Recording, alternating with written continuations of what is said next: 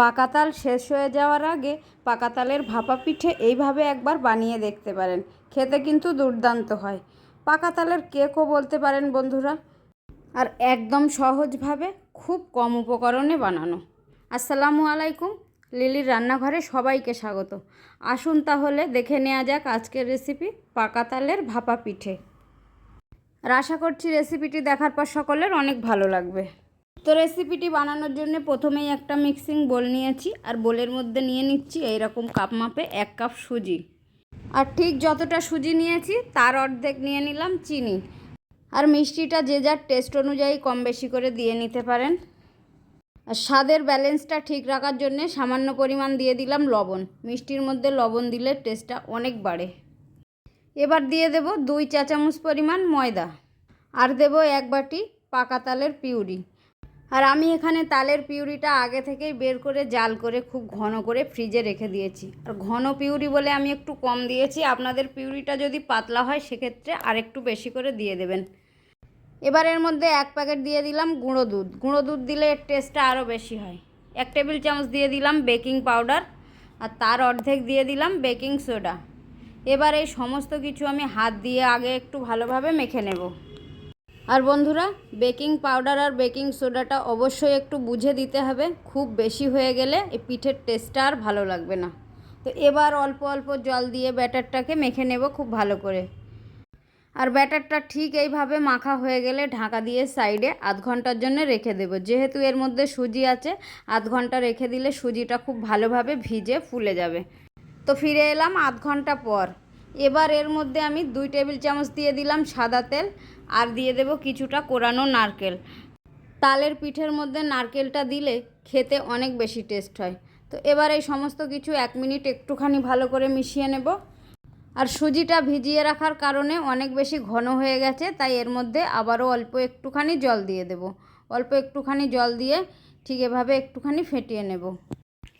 আর পিঠের ব্যাটারটা আমার একেবারেই রেডি করা হয়ে গেছে। ব্যাটারটা ঠিক এইরকম হবে, খুব বেশি ঘন হবে না, আবার খুব বেশি পাতলাও হবে না।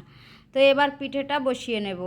আর পিঠেটা বসানোর জন্য এখানে আমি একটা এইরকম স্টিলের বাটি নিয়েছি, আর বাটির সারা গায়ে আগে থেকে একটু সাদা তেল খুব ভালোভাবে লাগিয়ে রেখেছি। এবার এই বাটির মধ্যে পুরো পিঠের ব্যাটারটাকে এভাবে দিয়ে দেব। এবার বাটিটা এইভাবে একটু ঠুকে ঠুকে সেট করে নিতে হবে। যদি এর মধ্যে কোনো বাতাস থাকে তাহলে সেটা বের হয়ে যাবে। এবার উপর থেকে আরও কিছুটা কোরানো নারকেল ঠিক এভাবে দিয়ে সাজিয়ে দেব। এবার পিঠেটাকে ভাপাতে বসিয়ে দেব।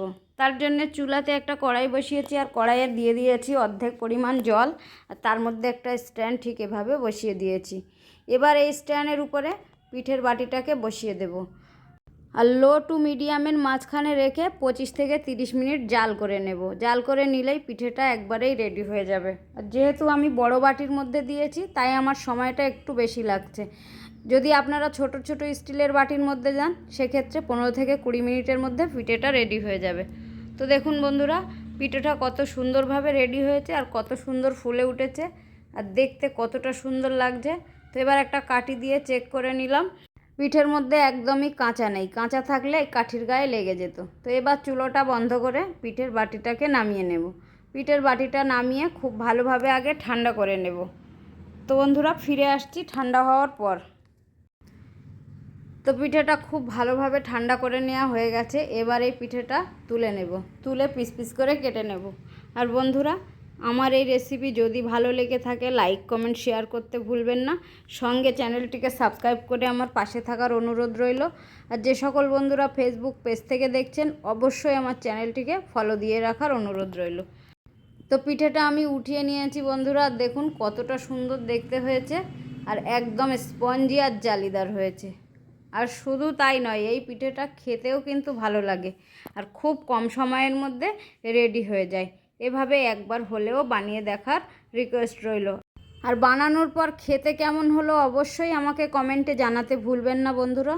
তো এবার আমি এই পিঠেটা পিস পিস করে কেটে নিচ্ছি। তো পুরো পিঠেটাকে আমি এভাবে পিস পিস করে কেটে নিয়েছি, আর দেখুন বন্ধুরা দেখতে কতটা লোভনীয় লাগছে। এবার আমি একটা ভেঙে দেখিয়ে দিচ্ছি, দেখুন কতটা সুন্দর হয়েছে, আর কত সুন্দরভাবে পিঠেটা ভেপে উঠেছে। তো বন্ধুরা, আজকের মতো এখানেই বিদায় নিচ্ছি। আবার দেখা হবে অন্য কোনো রেসিপিতে। ততক্ষণ সকলে অনেক ভালো থাকবেন, সুস্থ থাকবেন। আল্লাহ হাফেজ।